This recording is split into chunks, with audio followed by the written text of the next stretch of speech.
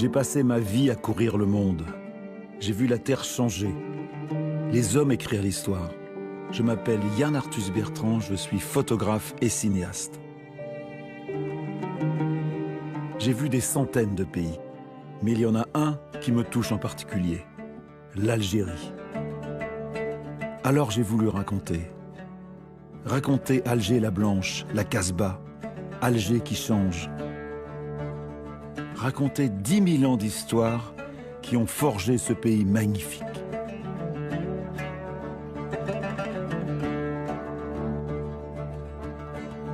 J'ai voulu montrer la Kabylie, prendre la route des vacances avec les Algériens, rêver de Méditerranée.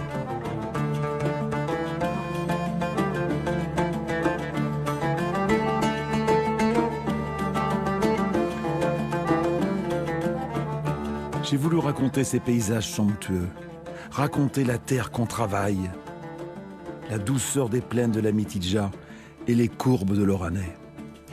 J'ai voulu raconter Oran l'Espagnol, grimper sur le rocher de Constantine, franchir les Aurès.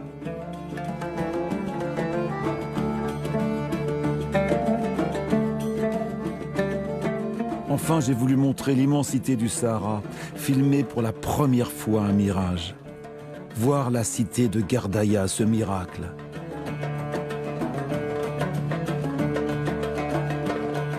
M'enfoncer au plus profond du Grand Erg, franchir le Hogar et le Tassili Nadjer.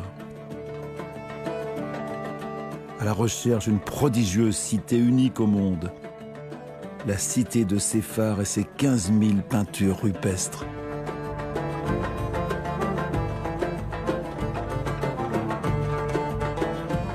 Voici l'histoire de ce film généreux, réalisé avec mon ami Yazid Tizi. Yazid est un peu algérien. Il est un peu français aussi. Son cœur balance entre deux pays. Voici l'histoire de notre voyage en Algérie.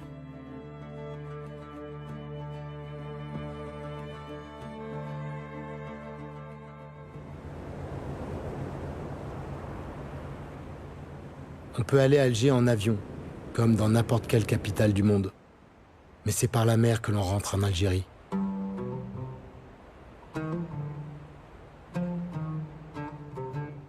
Alger, ou El Jazaïr, ça veut dire les îles en arabe, du nom des 4 îlots qui bordent la baie. Une fois encore, je reviens à Alger la Blanche. Je fais le voyage comme tant d'autres qui vivent entre la France et l'Algérie.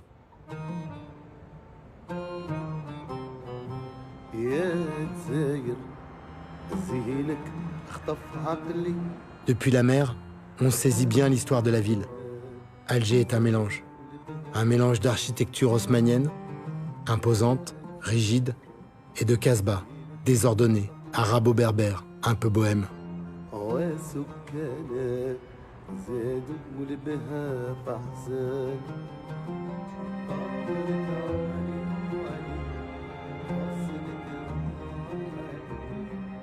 Les deux villes anciennes se disputent la vue sur la baie d'Alger. Alger est une ville qu'on escalade. Alors il faut du souffle pour arpenter son histoire.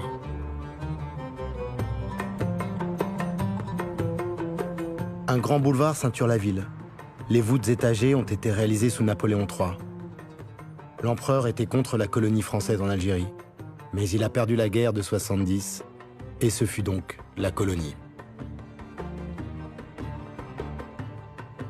La Grande Poste à Alger, c'est comme la Tour Eiffel à Paris. Un repère, un phare. Sans la Poste, on est perdu.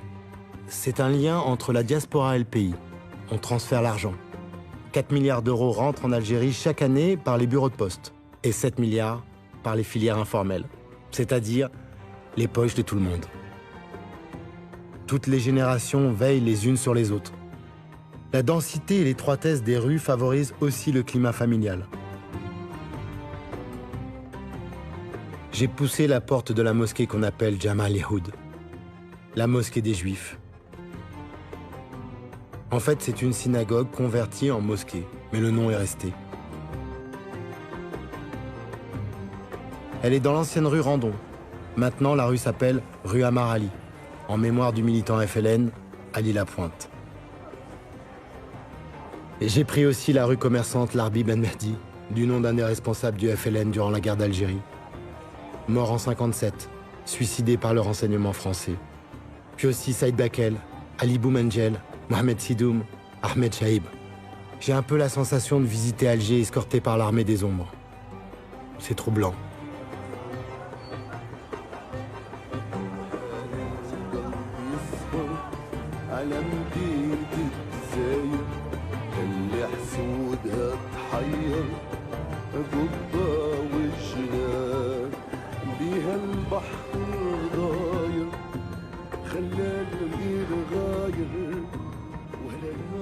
Il suffit d'écouter, de se pencher sous les tentures des balcons pour saisir les discussions.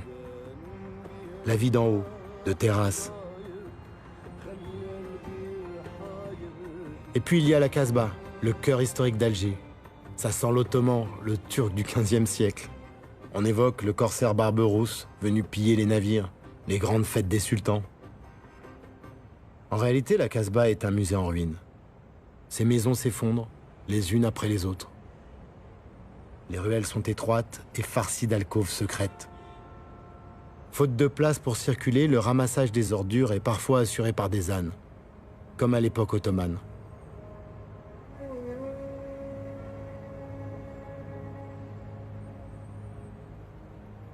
Les habitants vivent entre voisins. On est entre soi. C'est drôle, mais je me dis finalement que cette Casbah est un endroit rêvé pour les rebelles et les révolutionnaires. Pas surprenant que la Casbah ait été le principal foyer de la bataille d'Alger. Après l'indépendance, elle a été squattée par les ruraux venus en ville. Surpopulation, pas de gestion publique, pas d'eau, insalubre, une poudrière. Dans les années 90, le quartier était devenu le vivier du terrorisme. Les islamistes armés faisaient régner la terreur dans le ghetto. Depuis, le calme est revenu, la Casbah peut s'effondrer en paix. En fait, on n'habite plus beaucoup le centre d'Alger. La ville s'étend vers la périphérie et les banlieues. 4 millions d'habitants. Alger est devenue la plus grande ville du Maghreb. Tout proche du centre d'Alger, Bab el Oued touche la Casbah. 100 000 personnes habitent le secteur. C'est la crise du logement. On s'entasse comme on peut.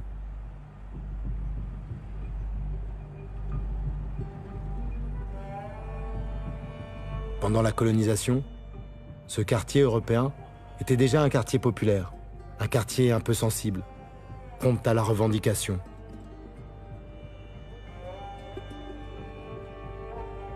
Ces antennes permettent de suivre en direct le foot et les chaînes étrangères. Elles étaient interdites par les islamistes pendant les années noires. Certains ont tenté de capter le signal satellite avec un couscoussier au balcon. Mythe ou réalité, un couscoussier coûte plus cher qu'une parabole, il a fallu renoncer. Depuis, l'étau islamique s'est relâché.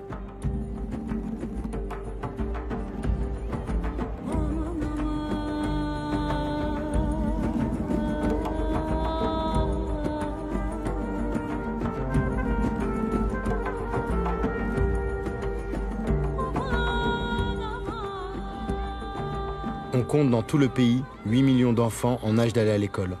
8 millions d'élèves. On embauche des milliers d'enseignants, on construit des écoles, des universités.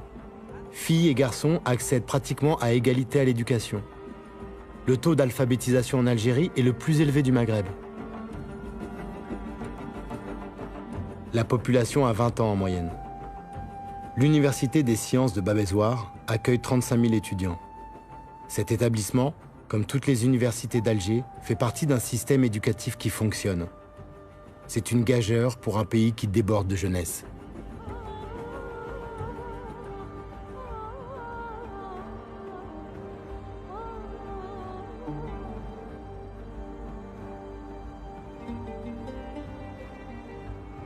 L'autre pari, c'est la question religieuse.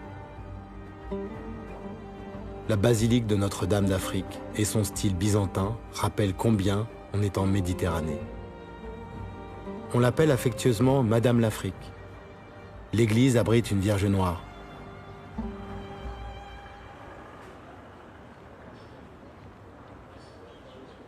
Depuis la fin de la colonie française, les églises laissées vacantes ont été transformées en mosquées. Quand on y pense, elles aussi sont tournées vers l'Orient. Notre-Dame d'Afrique n'a pas été convertie. Elle accueille les croyants de toutes les religions. C'est même un symbole de tolérance, dit-on à Alger.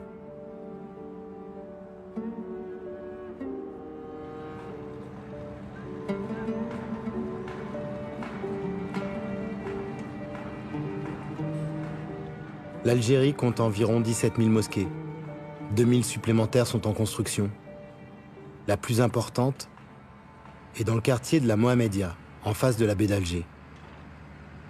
C'est un chantier pharaonique, un mastodonte de béton édifié par une armée d'ouvriers chinois. La grande mosquée d'Alger aura un minaret à 265 mètres de hauteur, le plus haut du monde. Elle pourra accueillir 120 000 fidèles à chaque prière. L'islam est religion d'État en Algérie. C'est un islam de tradition sunnite, suivi ou pratiqué par la majorité de la population. La question religieuse a profondément divisé la société algérienne moderne. Depuis, le pays prône la laïcité et le dialogue.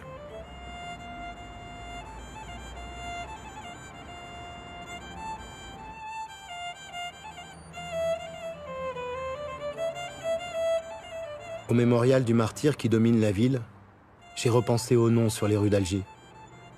Tous ces héros, tous ces martyrs. Ce monument leur rend hommage. Les martyrs de la Révolution seraient entre 300 000 et 1 500 000, en majorité des civils algériens. Le conflit militaire a tourné en guerre civile entre Français et Algériens, et au sein même des deux communautés, entre partisans et opposants. L'indépendance du pays a été décrétée le 5 juillet 1962.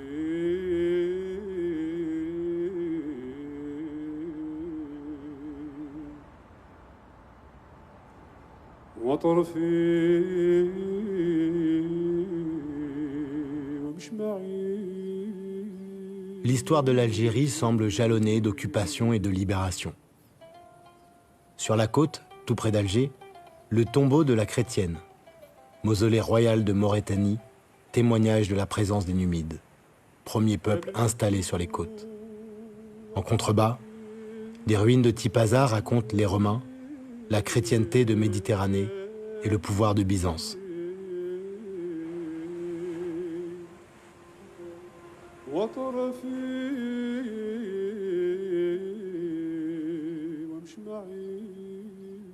Le dernier grand tournant est la conquête du Maghreb par les Arabes musulmans en 670.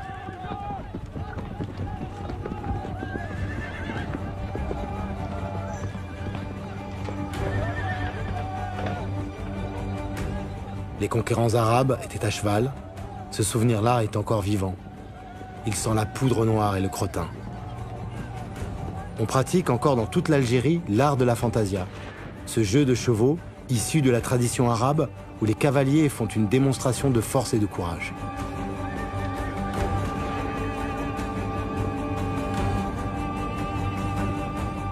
La fantasia est devenue un folklore de mariage, mais le code est resté. Le cheval symbolise la force rurale. Les familles qui en possèdent sont plus influentes que les autres. Le cheval, c'est le bon sens de la terre contre le pouvoir futile du monde de la ville.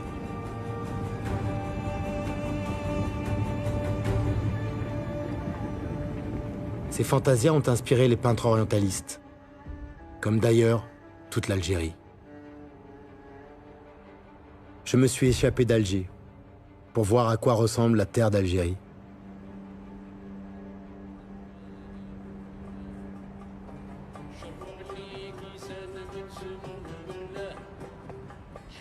J'ai pris la route vers l'est, vers Tizi Ouzou, Béjaïa. Elle mène aussi à Annaba et se termine à El Kala, à la frontière avec la Tunisie. L'Algérie est un pays immense, 4 fois la superficie de la France, le plus grand pays du continent africain.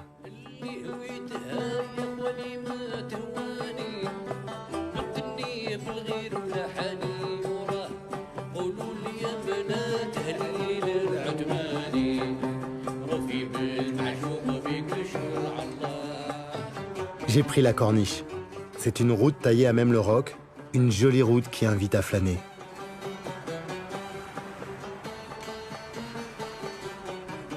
Elle a des airs de route des vacances et de plage.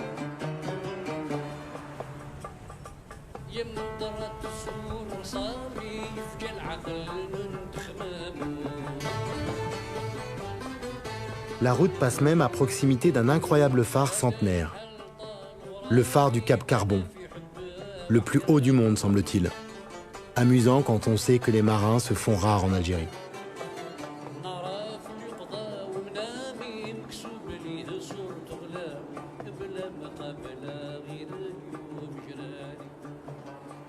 Les plages sont pleines depuis quelques années. C'est nouveau. Pendant les années noires, se baigner était mal vu. Les loisirs étaient interdits par les esprits rigoristes.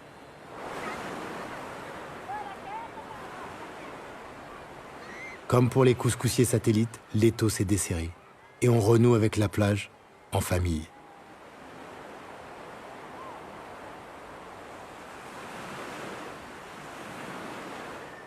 Comme pour toutes les plages du monde, les garçons vont à la plage pour séduire les filles. Mais les filles ne veulent pas qu'on les embête, tout en aimant les garçons qui les séduisent.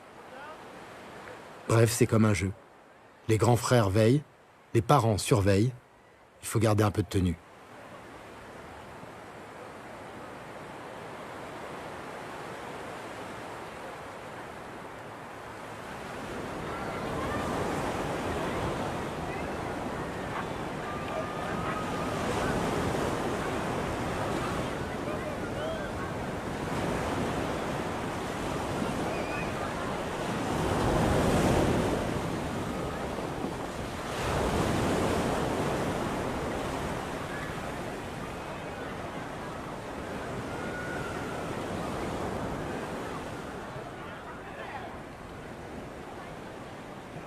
L'autre passion du moment avec la plage, c'est la voiture.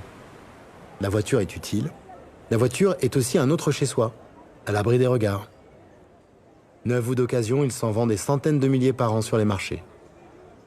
Hommes comme femmes, tout le monde conduit. Il y aurait une voiture pour 4 personnes en Algérie. En comptant les bébés et les vieillards, on peut dire que c'est un joli record.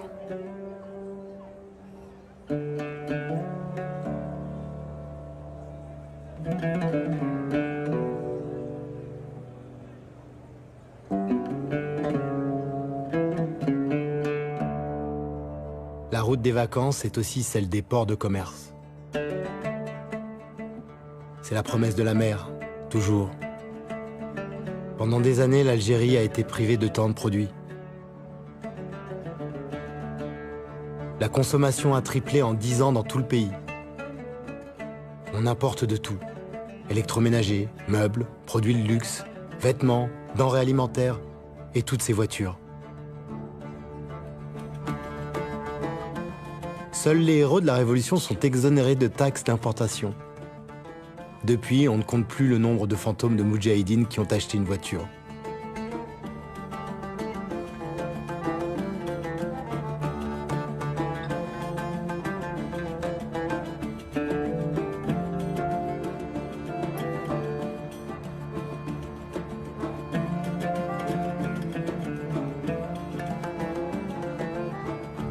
L'industrie redémarre peu à peu.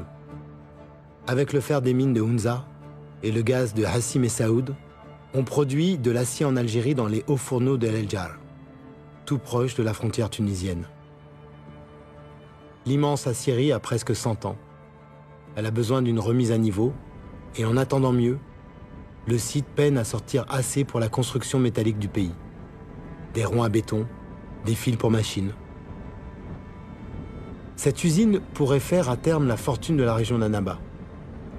Autrefois, la région était même la première en Méditerranée pour ses produits miniers.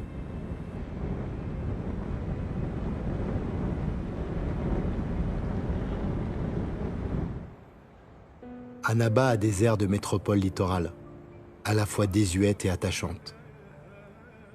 Son nom vient du jujubier, cet arbre d'Orient qui pousse dans la région.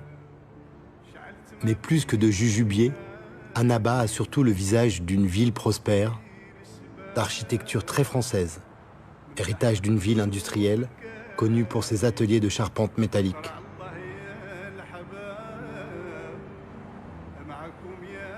La ville s'appelait alors Beaune. C'était déjà une jolie ville. On y venait comme aujourd'hui en famille, pour sa brise de mer et la terrasse de ses cafés. On y venait aussi en pèlerinage à la basilique chrétienne qui domine Annaba. J'ai poussé la porte de cette basilique catholique. Elle est dédiée à saint Augustin, évêque d'origine berbère, né en 354, dont la pensée a profondément marqué la théologie chrétienne. Restaurée avec le soutien de l'État algérien, cette église catholique a toujours sa place dans l'Algérie musulmane. C'est symbolique. Saint Augustin travaillait sur l'amour de l'autre. Il était humaniste.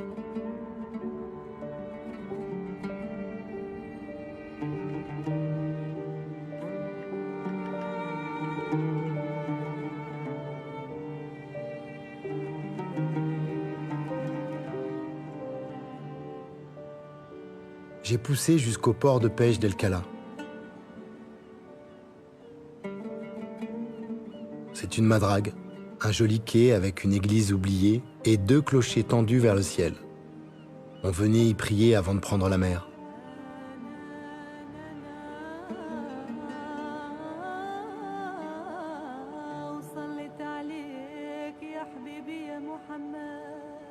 Il faut dire qu'à El Kala, la population était très croyante. Elle fut un temps composée d'Italiens venus pêcher la sardine et surtout le fameux corail rouge, l'or rouge, qui fait la fortune de l'endroit.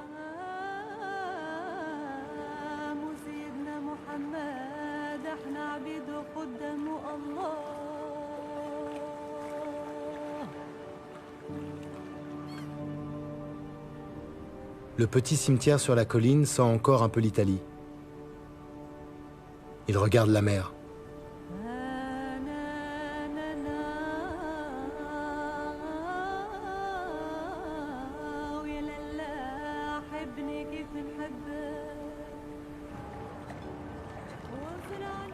Le temps a passé.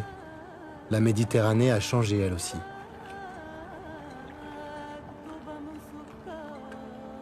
On pêche encore la sardine, mais le poisson se fait plus rare.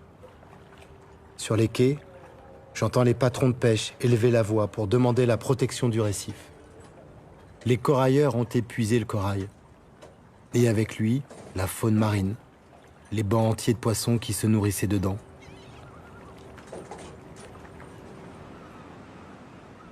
L'Algérie est ouverte sur la mer, mais le pays n'est pas encore une nation maritime. Peu de grands armements et beaucoup de pêche côtière. Comme dans toute la Méditerranée, les pêcheurs râlent sur le poisson qui manque, les voisins qui pillent les ressources et le marché qui ne paye pas assez. En retour, le ministère de la Pêche a sorti un plan poisson, un programme d'aquaculture pour élever des dorades, des thons et des crevettes par milliers de tonnes pour pouvoir enfin nourrir le pays.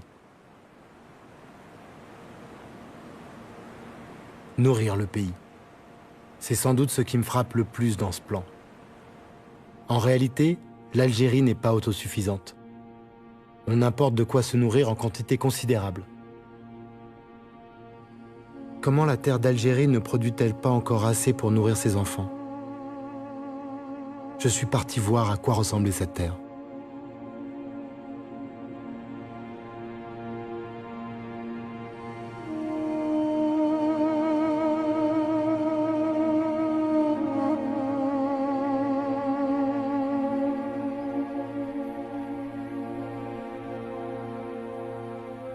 Tout près d'El Khala, il y a une zone humide. Ce sont des marais immenses. La zone de Gerbesh Senhaja.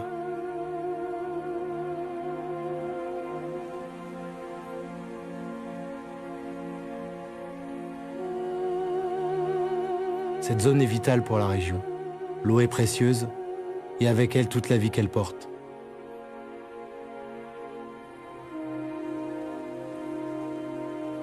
Gerbes est une réserve de biosphère inscrite à l'inventaire mondial.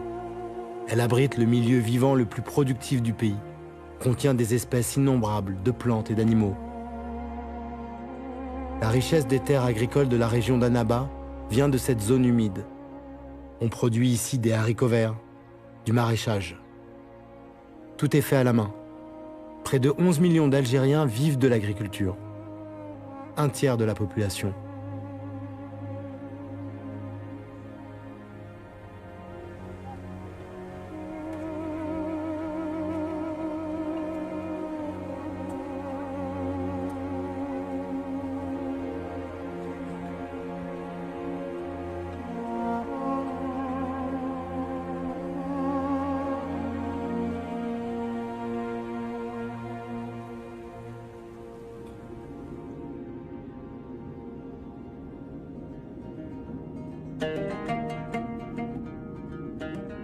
J'ai quitté El Kala et la plaine d'Annaba.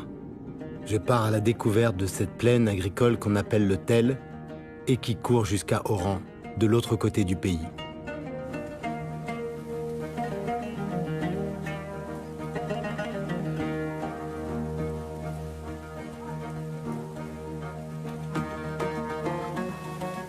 Si aujourd'hui les Algériens cultivent des oranges dans la Métidja, c'est en partie grâce à l'acharnement des colons français à drainer cette même terre, parce qu'une grande partie de ces champs était improductifs. De nos jours, 1 million d'exploitations se partagent la surface cultivable. L'agriculture est devenue une priorité nationale. Il faut nourrir 39 millions d'Algériens.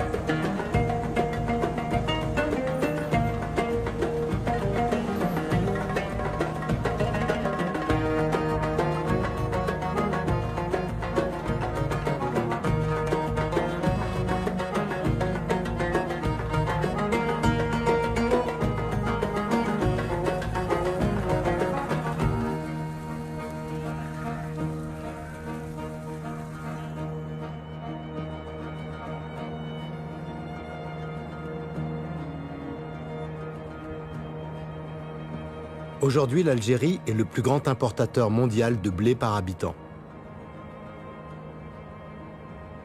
C'est un incroyable retour de l'histoire. Le blé vient de France, dans ce pays qui autrefois produisait le blé pour les Français.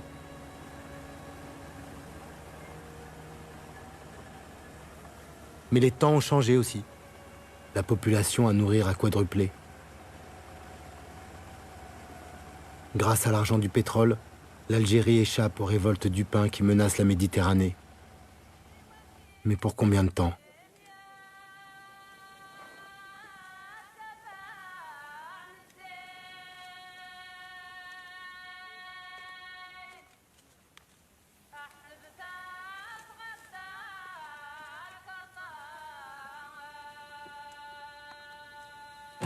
Avant l'arrivée des Européens, la terre faisait l'objet d'un droit d'usage, réparti entre les souverains turcs et les tribus locales. 100 ans de colonisation française ont tout bouleversé. J'ai revu ces grandes fermes coloniales, près de Sidi Bel Abbès, dans l'Oranais. Les Français produisaient ici des céréales et du vin. Les colons avaient forcé les tribus locales à l'exil, ou à devenir fellahs, c'est-à-dire paysans, disons plutôt manœuvres.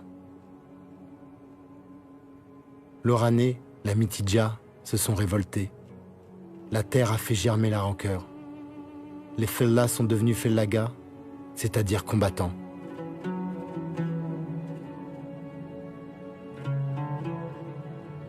À l'indépendance, Les colons sont partis. On a réorganisé les biens vacants. La terre est restée. Les fleurs ont remplacé la vigne. Je me dis parfois que j'aurais pu naître ici, hier, aujourd'hui, et que tout serait différent.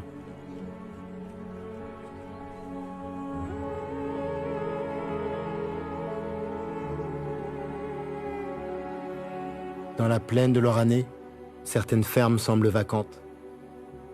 C'est la révolution prolétarienne. Les ouvriers ont eu la terre, mais pas les maisons. Ils ont construit autour de ces demeures déchues. Dans certains cas, il ne reste plus grand-chose de la propriété d'origine. Elle a été démontée ou elle est en ruine.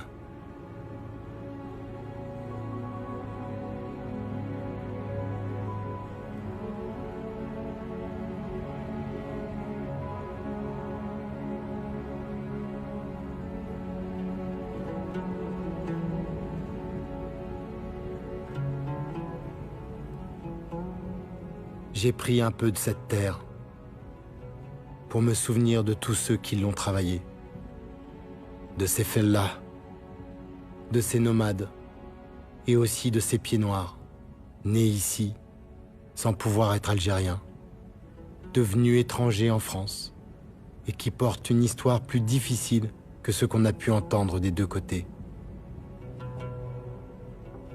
J'emporte un peu de cette terre pour tous ceux qui ont aimé ce pays, au nom de la terre.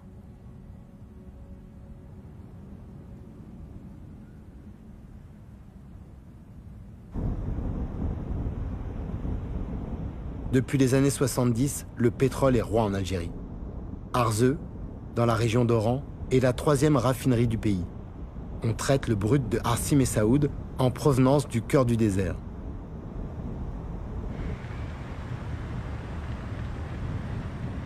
Le pétrole algérien s'exporte dans le monde entier par tanker. C'est de loin le premier revenu du pays. La région d'Oran est aussi le point de départ d'un tuyau de gaz qui passe sous la Méditerranée et remonte à Almeria, en Espagne. L'Europe est sous perfusion du gaz algérien.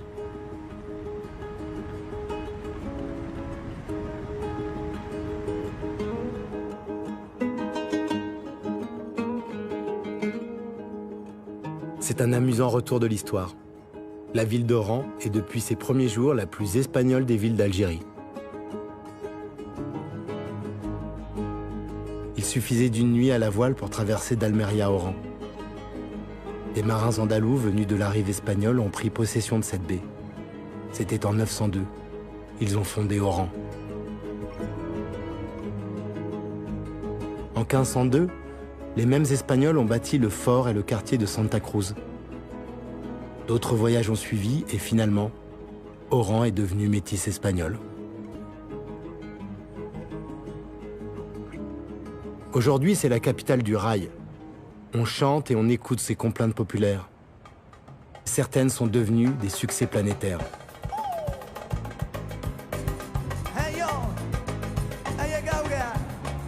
Oran fait la moitié d'Alger, mais les entreprises s'y pressent pour y tenir leurs séminaires.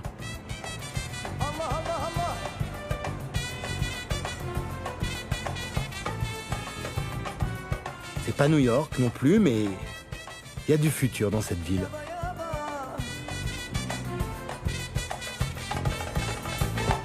Je suis fidèle, نبغى نتخلص ساكر ها لا ديرش عليهم ها راهم خاطين الرب.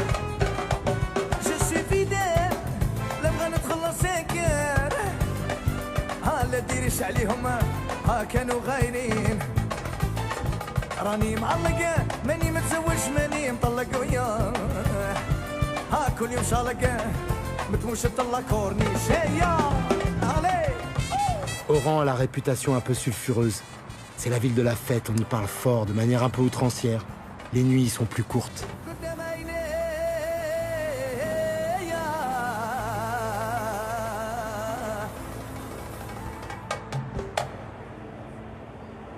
Mais en attendant, la ville est jeune, dynamique, les affaires prospèrent.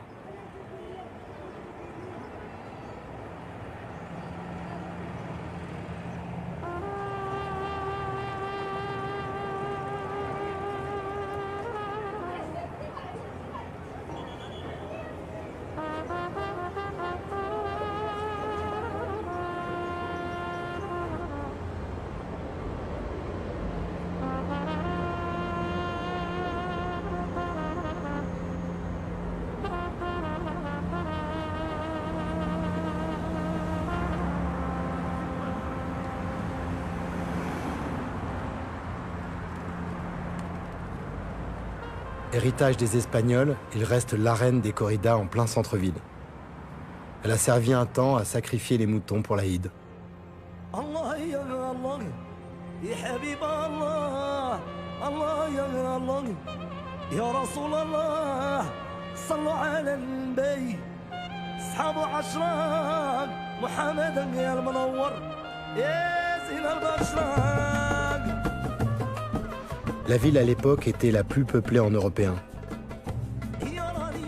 Pourtant, c'est ici que la résistance d'Abdelkader à la colonisation a été la plus acharnée.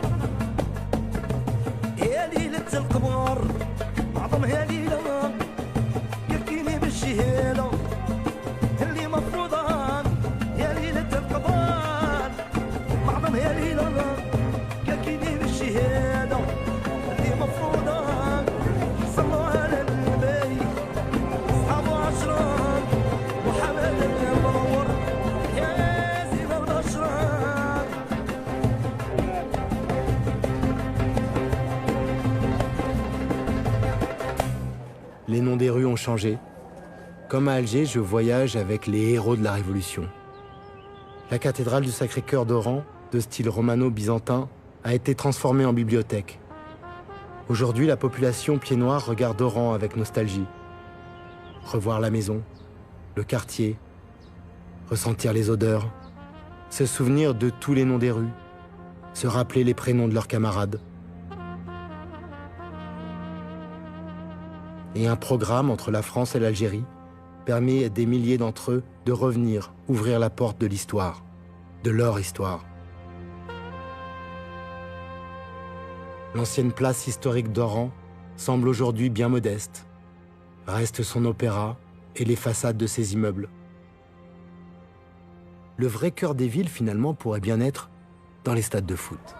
L'Algérie semble tout entière électrisée par le ballon rond.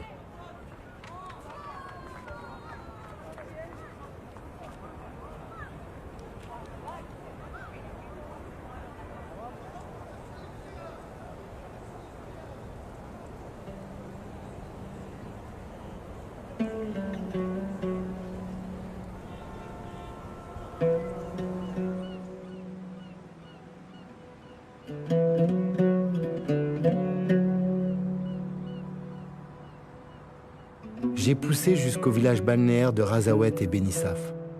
Il reste des maisons en étages colorés, des églises, un héritage modeste de l'histoire.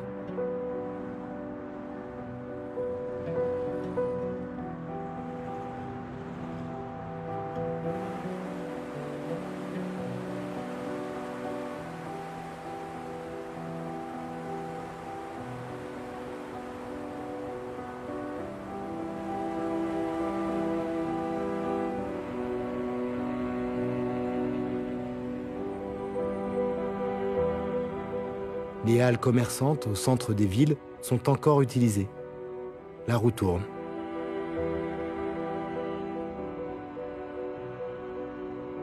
Tlemcen était la vraie ville du pouvoir dans cette région. Au Moyen-Âge, la ville était la capitale du Maghreb central.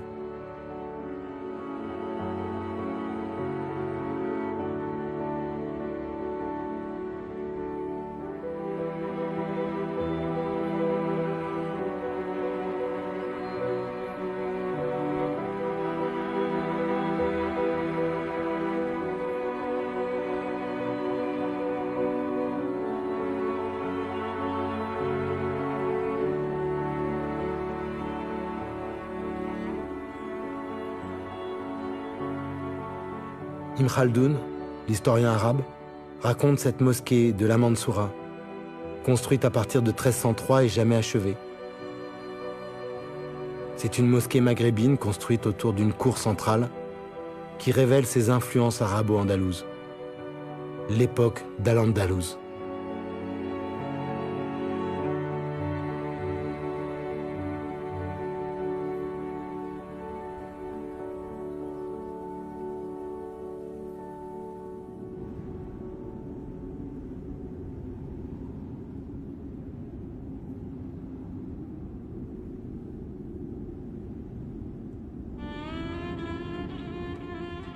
Je quitte la plaine de l'Oranais et pars en Kabylie, à la recherche des montagnes d'Algérie. Je vais dans la région de Tizi Ouzou, un voyage dans l'autre sens. J'irai jusqu'à Constantine, j'irai voir les Aurès, et pourquoi pas le désert.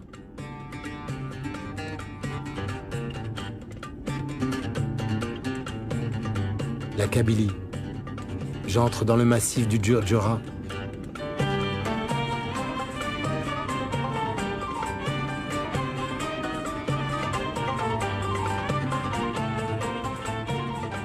Après les grandes plaines, je lui trouve un air de forteresse.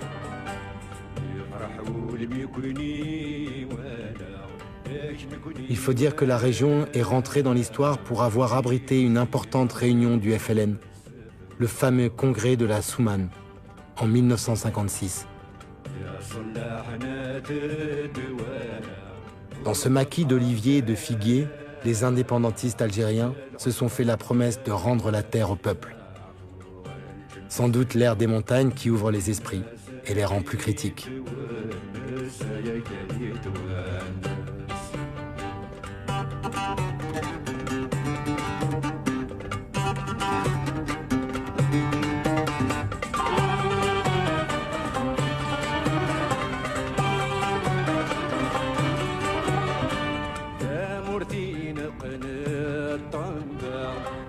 On a pris l'habitude de construire les villages en altitude. Chaque éperon est habité, comme pour se prémunir des humeurs de la plaine.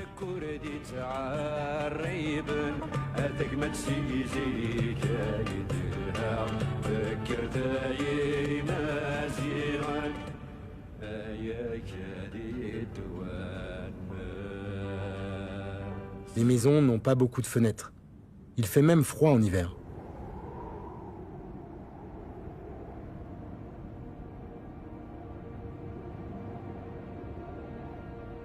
Ici aussi, on parle arabe. Mais la langue maternelle, c'est le kabyle. C'est une langue berbère, proche du tamatchek des Touaregs du désert.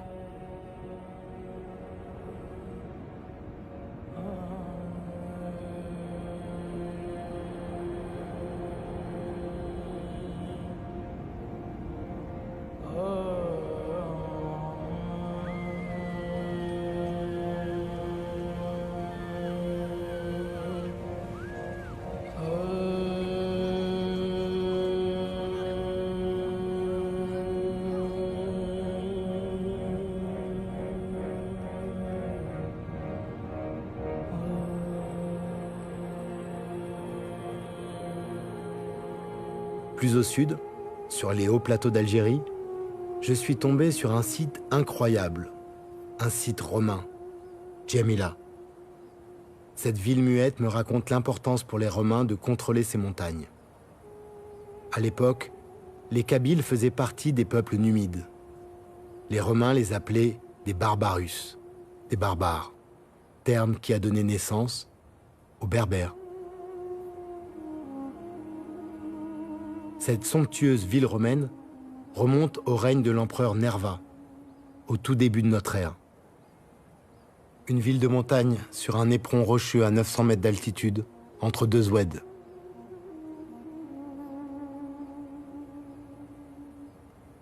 Djamila était probablement une ville très riche.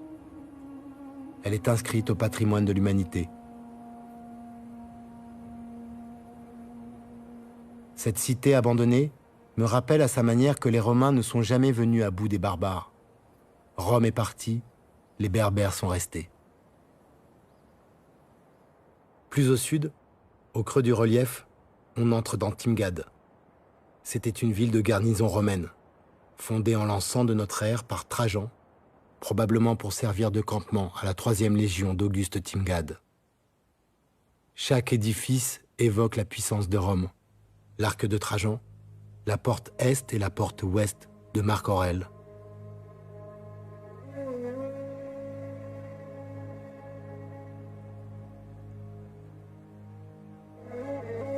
Les rues ont été pavées de grandes dalles rectangulaires en calcaire et le sol des maisons couvert de somptueux décors de mosaïque.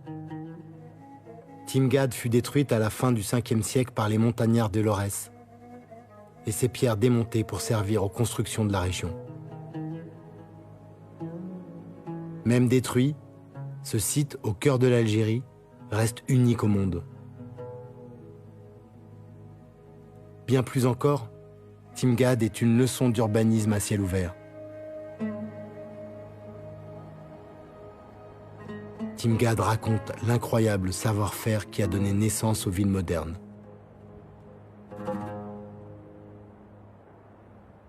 Constantine, ville perchée, porte cet héritage romain. L'ancienne capitale des Numides, appelée Cirta, est devenue une forteresse quadrillée d'avenues et de rues à la romaine. C'était en 313 de notre ère, sous l'empereur Constantin Ier.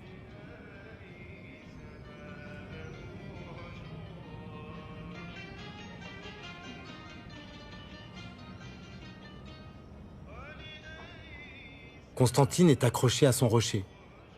Des ponts et des passerelles ancrent ce vaisseau de l'histoire à la terre.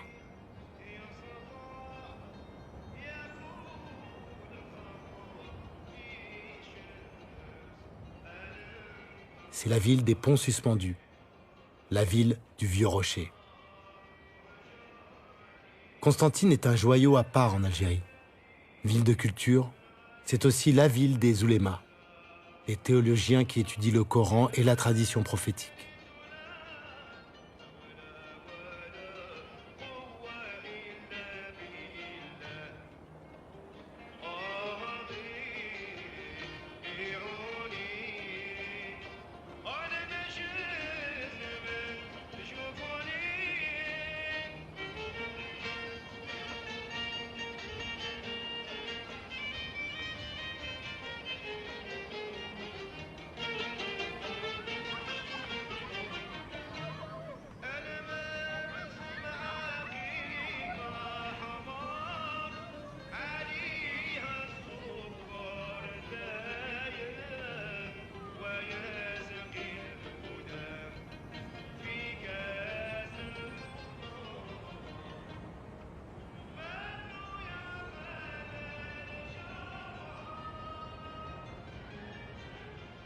Sa mosquée Émir Abdelkader comprend une université. Elle a été longtemps la plus grande du pays. Et Constantine, aujourd'hui, est la 3e ville d'Algérie.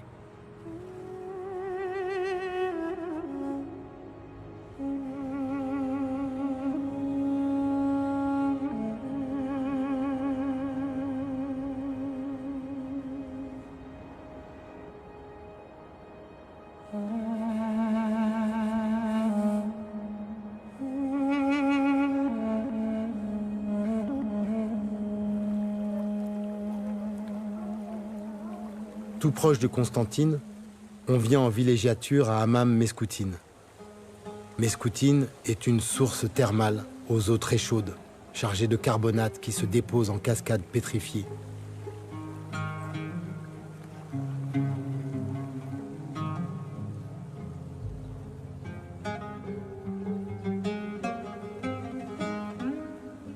On l'appelle le bain des damnés.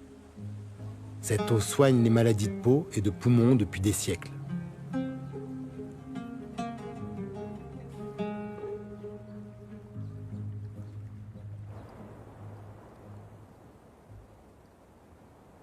Plus au sud, commence la région des Aurès. C'est le pays des Chaouis. Les Chaouis sont berbères.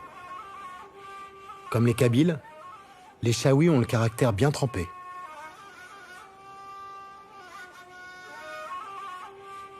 La guerre d'Algérie a commencé ici, par une embuscade dans ces gorges profondes. C'était en 1954.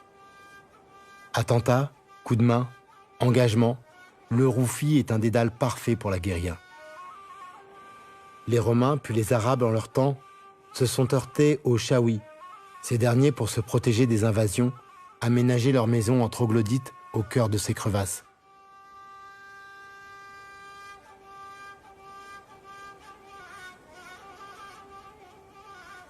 Depuis, le temps semble s'être figé.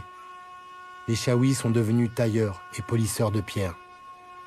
Mais les conditions de ce métier sont dures, comme la terre, aride.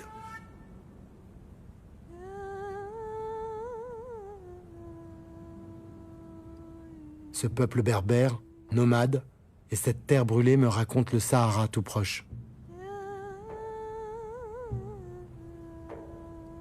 L'avance de ce désert paraît inexorable. J'ai même vu une expérience incroyable, un barrage contre le désert. Hassi Baba, où une barrière verte a été plantée dans les années 70. Monumental programme ou utopie, qui sait? Des millions d'arbres plantés de la main de l'homme, une forêt entière de pins d'Alep, cet arbre résineux qui aime les sols arides.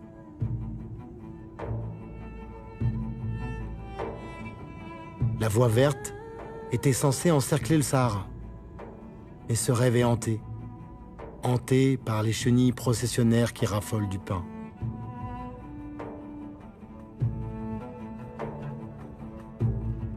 Et à quoi ressemble donc ce désert avec lequel on lutte? Je franchis la porte du désert à Biskra.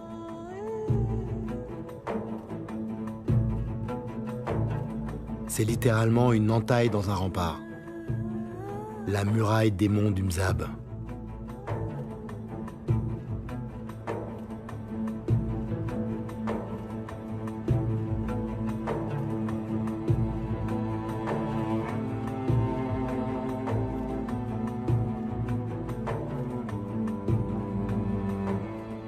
De l'autre côté de Biskra, changement de décor. C'est un immense champ à moutons. Cette steppe court jusqu'à Djelfa. Elle est célèbre pour l'élevage. On vient de toute l'Algérie acheter son mouton pour l'Aïd. Plus de 4 millions sont vendus chaque année pour être sacrifiés. La race la plus prisée porte même le nom d'un village de la plaine, celui de Ouled Djelal. Quand on a 10 ans, avoir son premier mouton, c'est un moment aussi fort que passer son permis ou acheter sa première voiture.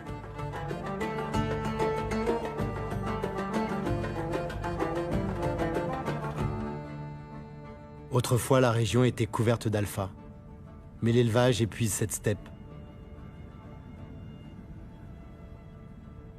L'été, il fait chaud. À partir de maintenant, il faut calculer son eau et ses réserves en carburant. J'entre au Sahara.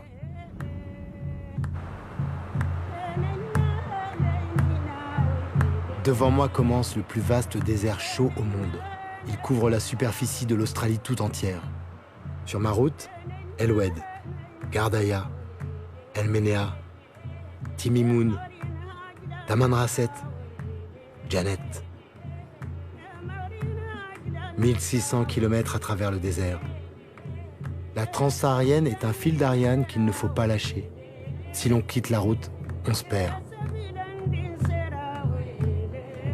En fait de désert, le désert n'est pas vraiment de sable, mais plutôt de cailloux. Un champ de cailloux sans fin, toujours pareil, plat jusqu'à l'horizon. Avec le soleil qui monte, la température grimpe aussi. L'horizon devient flou, le relief incertain. Il fait 35 degrés à l'ombre. La chaleur déforme la lumière, faisant apparaître des formes. Les mirages.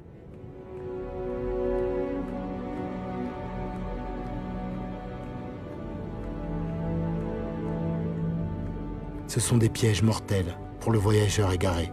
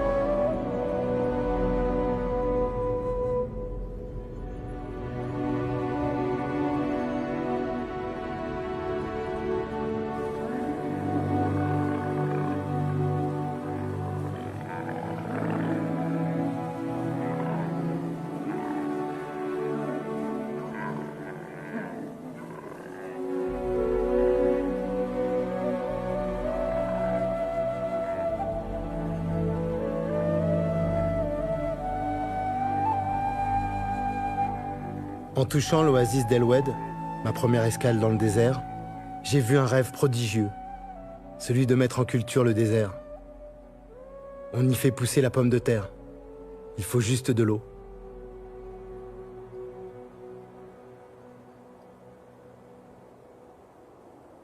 Le Sahara regorge d'importantes quantités d'eau stockée en profondeur et héritée de périodes très anciennes. Une eau fossile que les rares pluies du désert viennent réalimenter.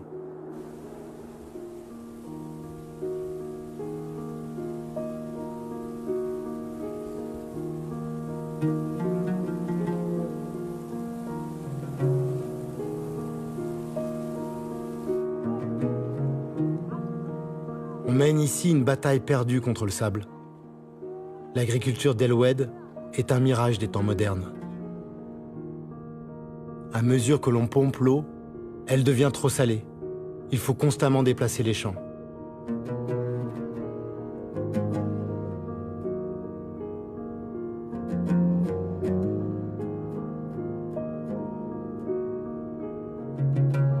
À l'origine, El Oued vivait des dattiers et d'agriculture vivrière, poussant en poche de sable.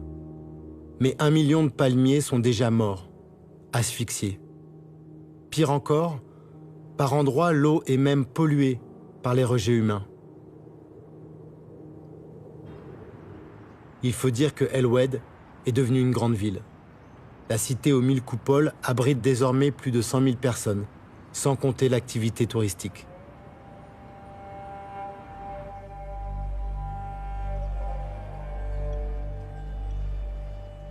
Avec l'installation de l'eau courante en ville, la nappe profonde montre des signes d'épuisement.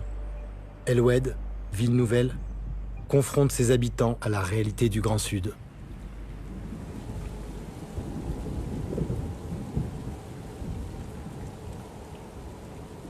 J'ai vu la pluie tomber dans le désert.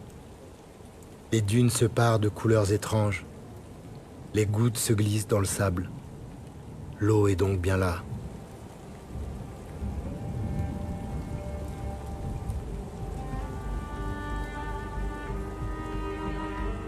Plus au sud, ma route me mène aux portes d'une des plus belles cités du désert.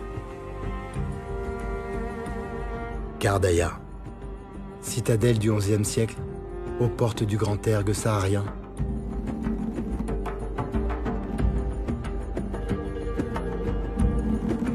Gardaïa est la capitale des 5 cités du Mzab.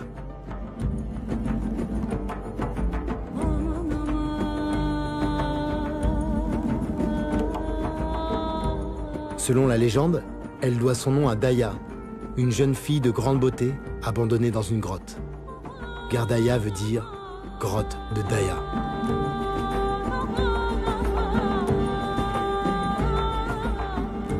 La perfection de cette ville fascine.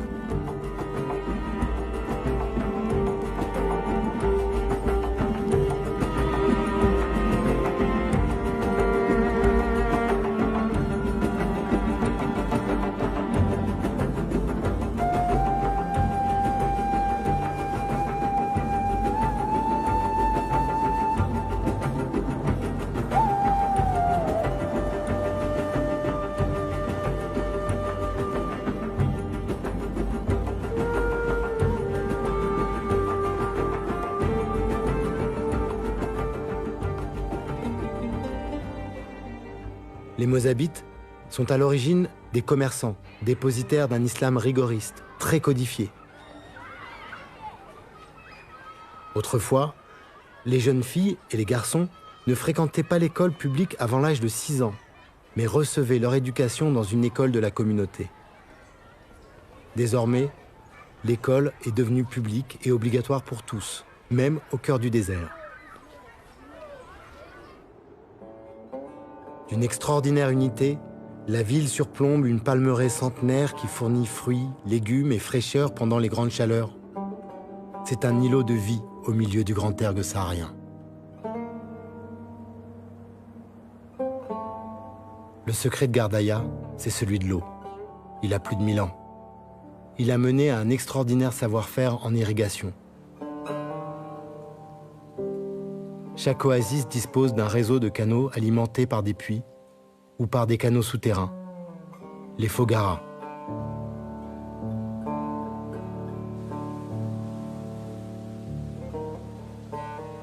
Au débouché de chaque canalisation, l'eau est reçue dans un bassin.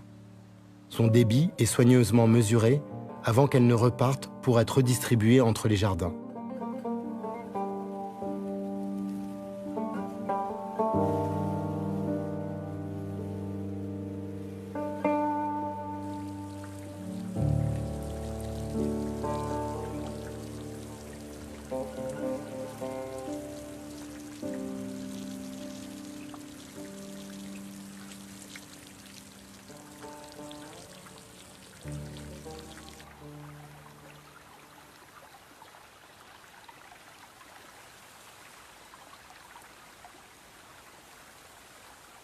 Le partage des eaux est calculé en doigts ou en demi-doigts. Ici, on ne partage pas la terre, on partage l'eau. C'est la loi imaginée par ces hommes du désert.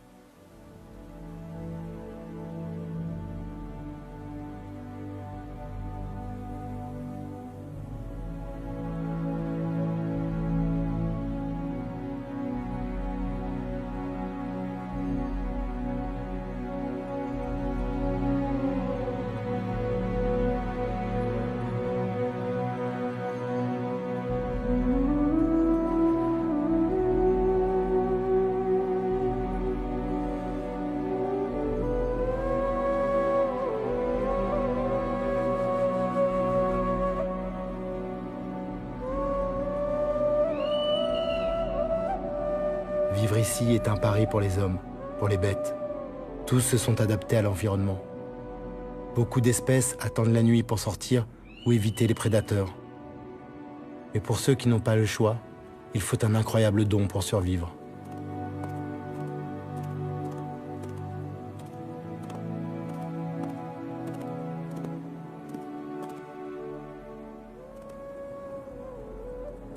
Après Gardaïa, je m'enfonce dans le Grand Erg.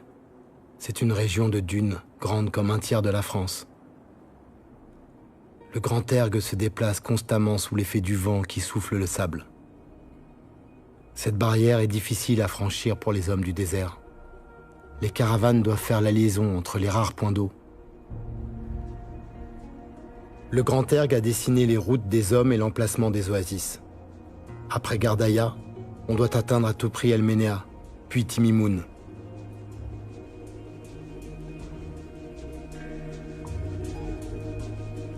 On sait qu'on approche d'El Ménéa quand on voit sa forteresse, qu'on appelle ici un Ksar.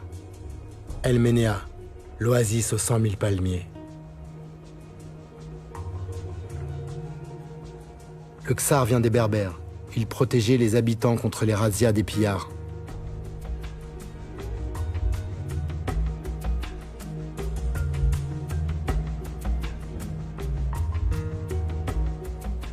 On y pratique encore une vraie agriculture saharienne, sur 3 niveaux. Céréales et légumes se côtoient au sol. Au-dessus poussent des arbres fruitiers, en particulier des orangers. Et l'ensemble est protégé du soleil par un couvert de palmes qui produit des dattes.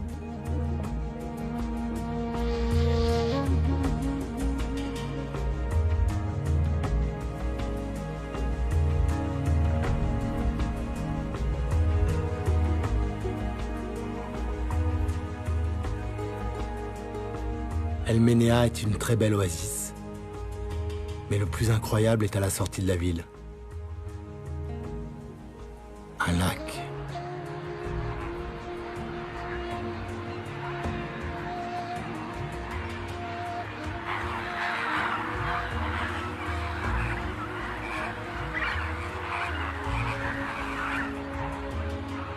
Au fin fond du désert, je me trouve face à un immense plan d'eau.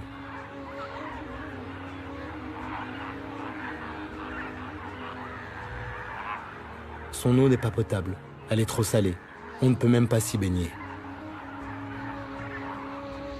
Mais ce lac est le rendez-vous des oiseaux migrateurs qui vont de l'Europe à l'Afrique. Un peu comme moi finalement.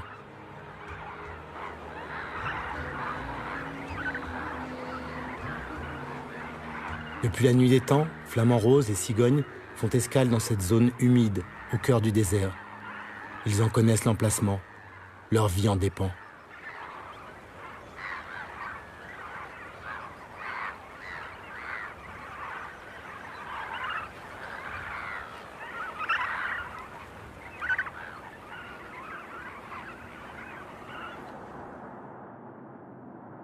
Plus au sud, ma route me mène au Ksar de Draha.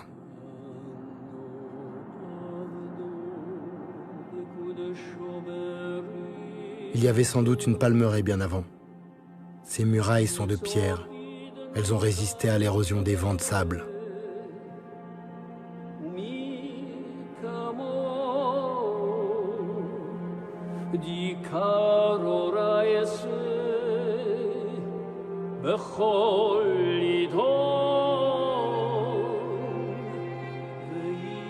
Ce Ksar est un mystère. On dit qu'il serait le dernier des caravansérails juifs.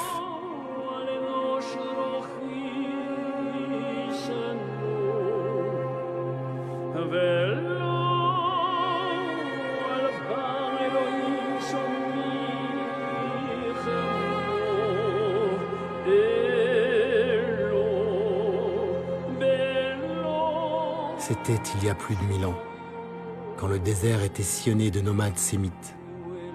Depuis, ce Ksar isolé sombre peu à peu dans l'oubli.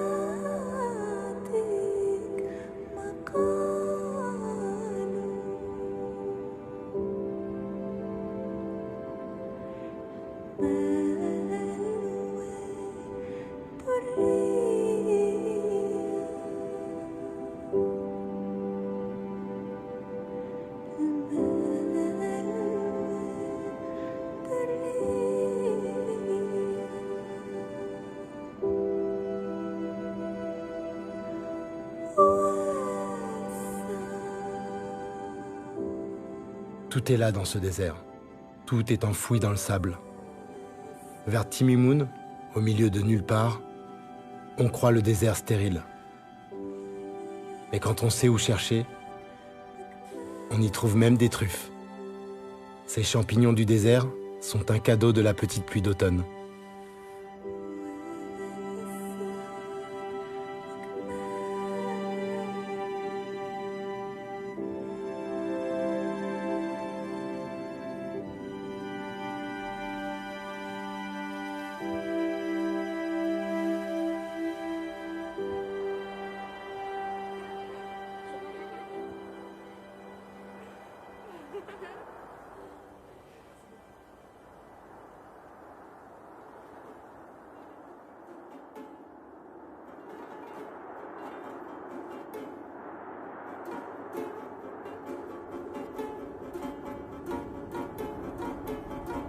Timimoun est une oasis d'argile rouge, du fait de la présence d'oxyde de fer dans le sol. Son architecture a inspiré Tombouctou et Djenné. Depuis peu, Timimoun attire les touristes algériens. La bourgeoisie d'Alger y fait même construire ses maisons de vacances. On y entre par sa porte du Soudan. L'Afrique noire se rapproche.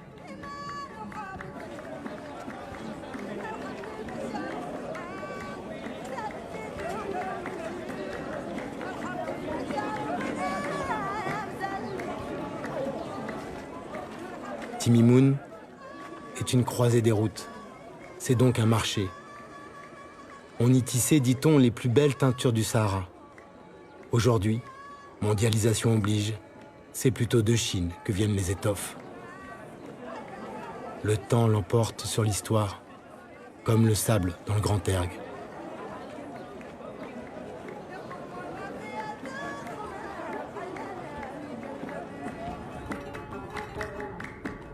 Après Timimoun, ma route traverse un reg, une zone de cailloux. Les camions des géologues ont laissé des traces, des sillons. Ils cherchent du pétrole. Mais ces pistes-là, il ne faut pas les suivre. Elles mènent toutes à la folie humaine. Moi, je trace vers Tamanrasset. Tam, la ville la plus méridionale de l'Algérie.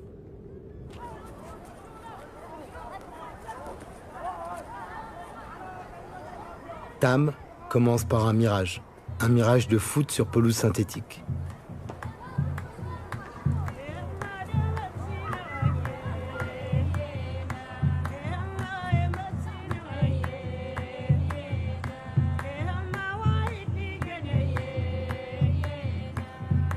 La ville dispose désormais d'une grande université, compte près de 2000 étudiants venus de toute la région. C'est le pari d'une ville d'avenir.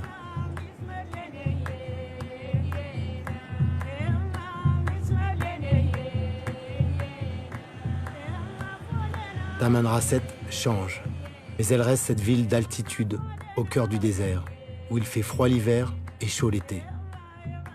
D'où que l'on vienne, il faut plusieurs jours de route pour atteindre la ville carrefour des Touaregs. On croise dans les marchés des Kaladjer en provenance de Tassiliandjer, des Kelataram provenant de Gao, des Kelaïr venant d'Agadez, de Timia. Sans cesse, les convois entrent et sortent de la ville. On vient à Tam se ravitailler. On parle tamatchek, on prend la rumeur, les nouvelles.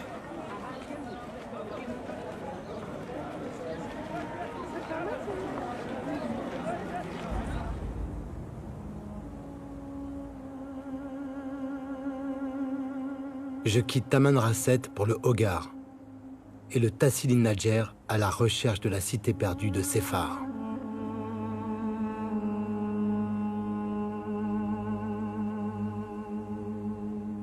Les Touaregs de la région sont les Kalagars, littéralement ceux du Hogar.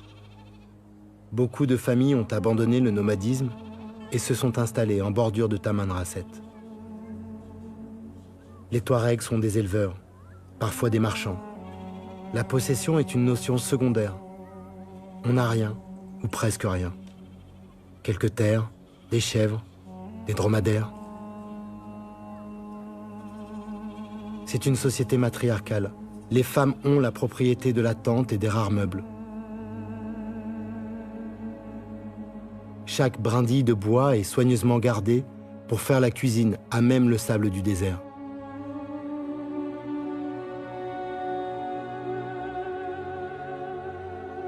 Le Hogar commence ici, un immense plateau à plus de 2000 mètres d'altitude, complètement érodé et constellé de cratères. Toute l'histoire de la Terre est là. Des centaines de volcans comme celui d'Atakor ont soulevé un granit vieux de 4 milliards d'années.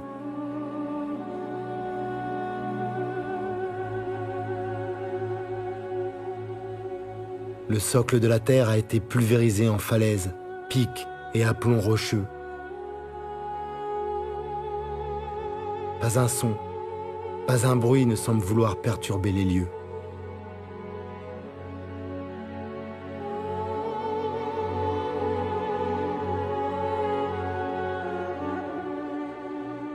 C'est vers la Sécrème que se tournent alors les regards, vers ce plateau devenu mythique qui abrite encore le refuge d'un ermite catholique français, le frère Charles de Foucauld.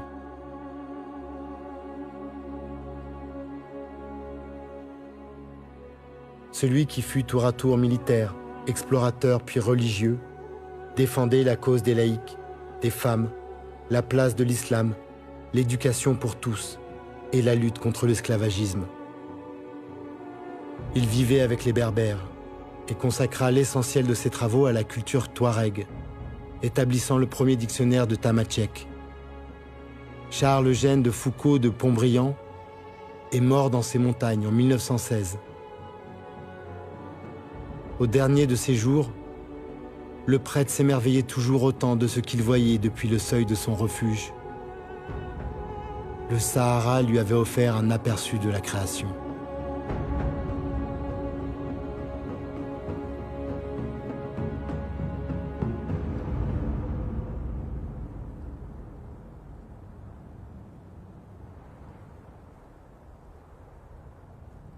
Traverser ce désert est une étrange expérience. La marche est solitaire, mais on n'est pas seul. Chaque pas est un dialogue. On se surprend à éprouver la nature du sable, la texture des roches. On épouse la courbe de la piste, des oueds, la souplesse des acacias. Le désert est un monde secret qui ne parle qu'à ceux qui le foulent. Le chèche est la seule solution contre la morsure du soleil et du vent de sable. Enrouler ce turban est un art. Sa couleur est un code. Le blanc est signe de respect pour ceux qui vont vous offrir l'hospitalité.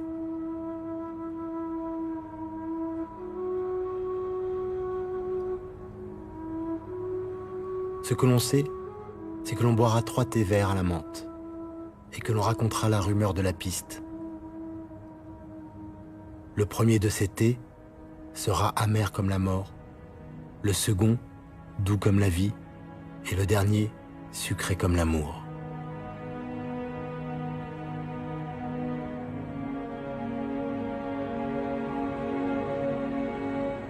Telle est la certitude des hommes libres qui mettent un pas devant l'autre.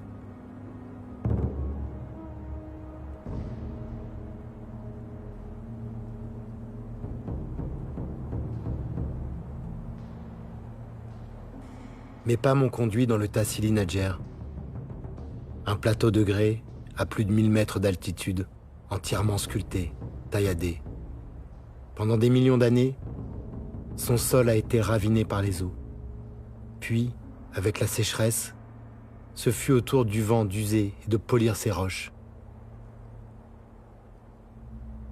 Le froid de la nuit et le chaud du jour ont fait éclater ces pierres. Seul, dans cette immensité, j'ai vu la terre se transformer.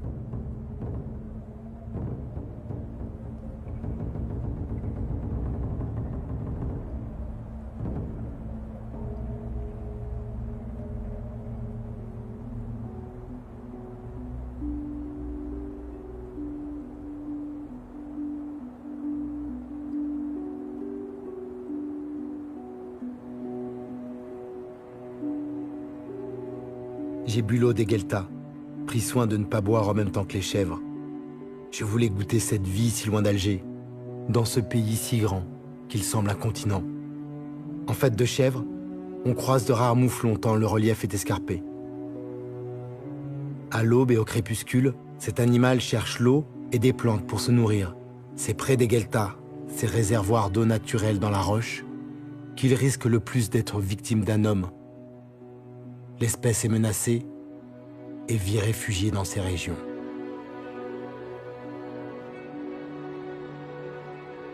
Sur ma route, les seuls humains que je croise sont des morts, des tombeaux qui remontent au néolithique. Les plus anciens datent d'environ 6000 ans. Ce sont de simples enclos.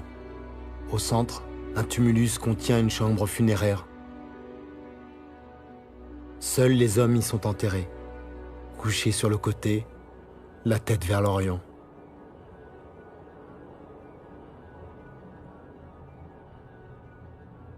À partir d'ici, je suis entré dans le plus grand musée à ciel ouvert de l'époque néolithique. Il faut venir jusqu'ici pour le croire. Il faut voir la cité de Séphar, la plus grande cité troglodyte au monde. Une ville de pierre, avec ses façades immenses, ses avenues perpendiculaires, ses places, ses rues. Séphar est inscrit au patrimoine mondial de l'humanité depuis 1982. Mais ce n'est pas pour cette extraordinaire création du vent, c'est pour ce qui est caché ici. «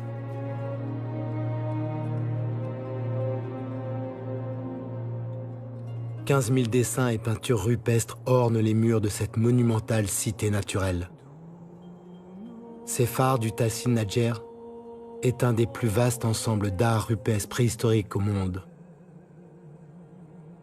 On y découvre d'immenses récits de guerre, de conquête, de civilisations perdues.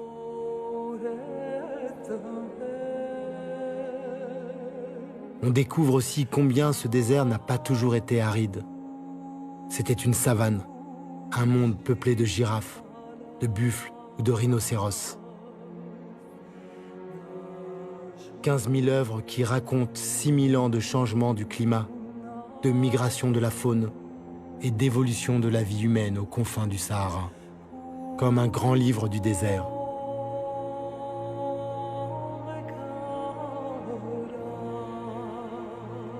Et comme souvent, un livre qui contient des mystères, à commencer par celui de ces êtres étranges qui apparaissent dans certains dessins et dont les formes n'indiquent ni un animal, ni vraiment un humain.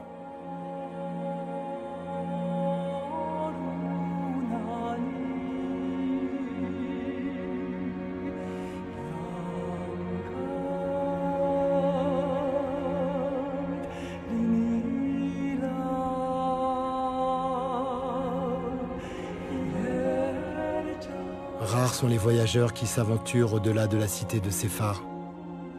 Personne ou presque n'arrive jusqu'ici. Aux confins de l'Algérie, j'ai vu le Tadrart rouge. J'ai contemplé l'infinie beauté du monde pour m'en souvenir à jamais. Puis je me suis agenouillé et j'ai fermé les yeux.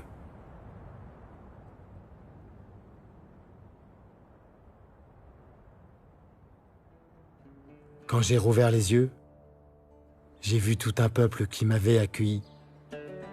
J'emporte dans ma mémoire tous ces visages, tous ces regards. Merci.